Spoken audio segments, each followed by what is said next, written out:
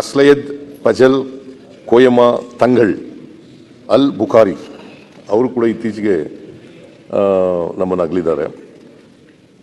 160ಕ್ಕೂ ಅಧಿಕ ಮಹೋಲಗಳ ಕಾಜಿಯಾಗಿ ಸೇವೆ ಸಲ್ಲಿಸಿದ್ದಾರೆ. ಆಮೇಲೆ ಅವರು ಧರ್ಮಗುರು ಆಗಿದ್ದಂಥವರು. ಕೂರತ್ ತಂಗಳಿಂದ ಹೆಸರುವಾಸಿಯಾಗಿದ್ದ ಕಾಜಿ ಶಹೀದ್ ಫಜಲ್ ಕೋಯಮ ಬುಖಾರಿಯವರು 60ರಲ್ಲಿ ಕೇರಳದ ಕಣ್ಣೂರು ಜಿಲ್ಲೆಯ ಎಟ್ಟಿಕುಳಂ ಎಂಬಲ್ಲಿ ಜನಿಸಿದರು.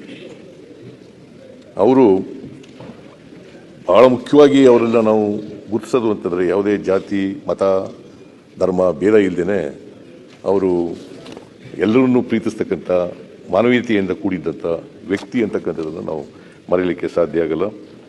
ಅವರು ಈ ಯಾರೇ ಅಸಮಾನತೆಯಿಂದ ಕೋಮು ಸಾಮರಸ್ಯ ಹಾಳು ಮಾಡ್ತಕ್ಕಂಥವ್ರನ್ನ ಖಂಡಿಸ್ತಕ್ಕಂಥ ಕೆಲಸವನ್ನು ಮಾಡ್ತಾಯಿದ್ರು. ಅವರು ನಮ್ಮನ್ನು ಇತ್ತೀಚೆಗೆ ಅಗಲಿದ್ದಾರೆ. ಅವರ ಆತ್ಮಕ್ಕೆ ಚಿರಶಾಂತಿ ದೊರಕಲಿ.